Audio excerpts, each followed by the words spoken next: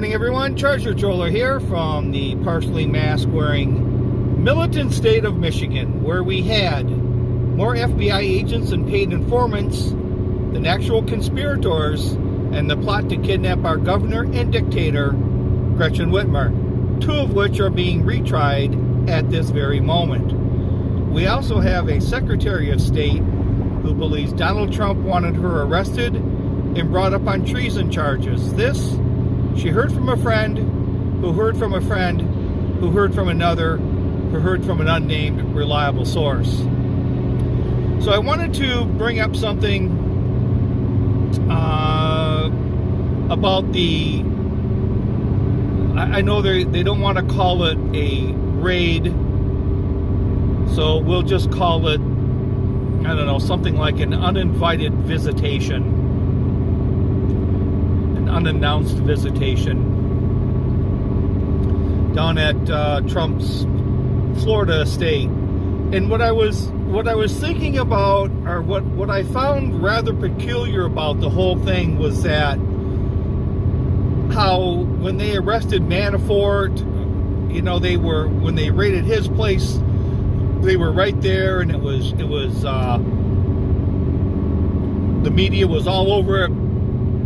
Of course, when they went into, and I was thinking of Roger Stone, when they went into Roger Stone's house, man, they had just by coincidence, like a CNN cameraman happened to be outside his house at, I don't know what it was, 5 o'clock in the morning or something like that. But none of that happened with Trump, and I would think that was rather odd that there wasn't camera crews just happened to be parked outside Trump's estate when the FBI conducted this unannounced visitation.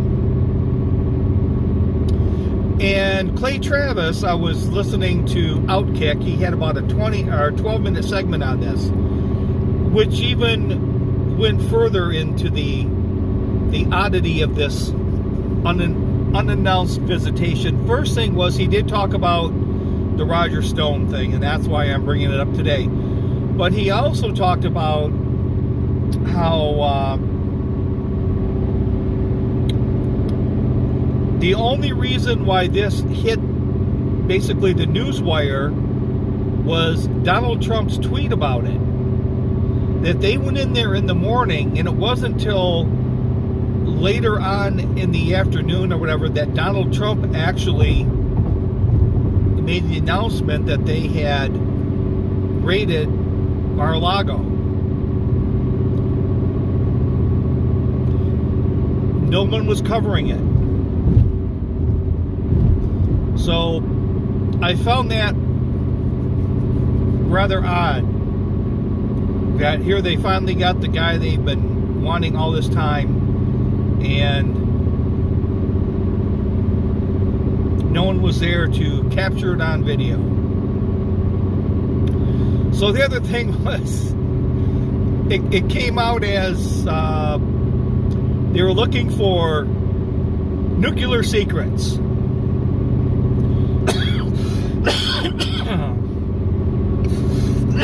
Sorry about that. I'll probably cough again here. They were looking for nuclear secrets, and the only thing I could think about, I hope I don't cough during this, was the scene from the movie Shooter when they were, I can't think what his name is. He used to be the Clem Burke, yeah, the singer. He used to sing the night they drove old Dixie down. He was a drummer. He lives up in Woodstock, New York, or he passed away, but there's a great documentary out on him. But anyways, he's sitting there. He's that old guy that they go to visit, where they learn about paper wrapping, when he says something about how does he say it? Well, they said that artificial sweetener was safe, and there were WMDs in Iraq, and Anna Nicole married for love. So I I tweeted out that they say they were looking for nuclear secrets, and they also said that artificial sweetener was safe, and WMDs were in Iraq, and Anna Nicole married for love. So I'll put the guy's picture in the vlog.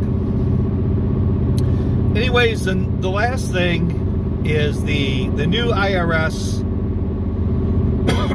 employees. And what's that going to bring? So I'm going to say what I think it's going to bring, but then I'm going to actually talk to an accountant. And I'm going to get my certified public accountant's opinion on what this means. And I will relay it back to you. But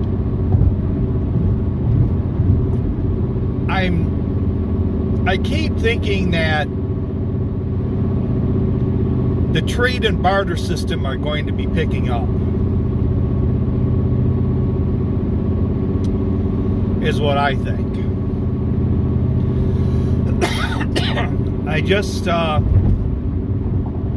I think they're going to be, I just think independent contractors might be getting a harder time.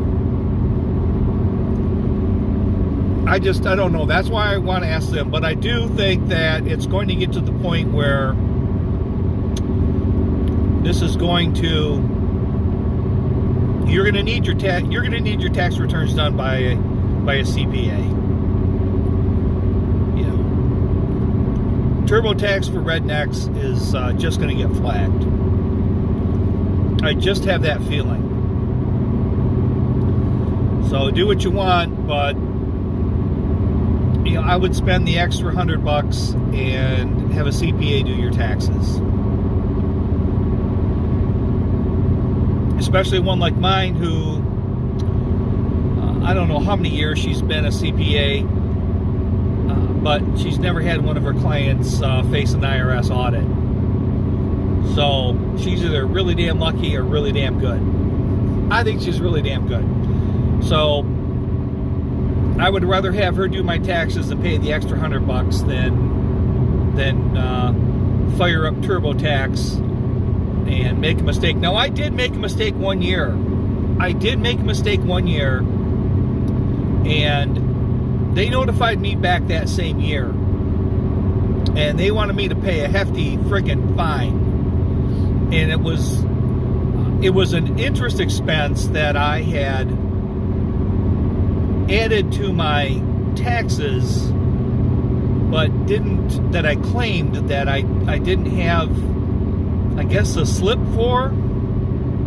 It's been so many years I forgot, but they sent me a nastygram, and it was about, I don't know what the deduction was then. It could have been about $500, but I was faced with about a $1,500 penalty on it.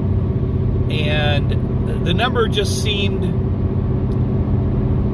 that I had claimed, just seemed rather familiar. And I dug out the receipt and I sent a copy of it to them, and that was it.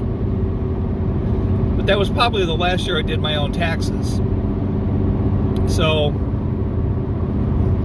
I'm thinking, find a CPA now, avoid the rush, spend the extra $100, and like I said, they also said that Anna Nicole married for love. And don't forget, this came out of the DC office. This FBI charade came out of the DC office, which is currently being run by the jabroni who was also running the Detroit field office during the dictator and Governor Gretchen Whitmer's alleged kidnapping plot. They haven't said that yet, but that one's probably coming in the next day or two. I don't know why they haven't remembered his name yet, or why they haven't brought that up, but they should. So this is Treasure Troller saying aloha and good day.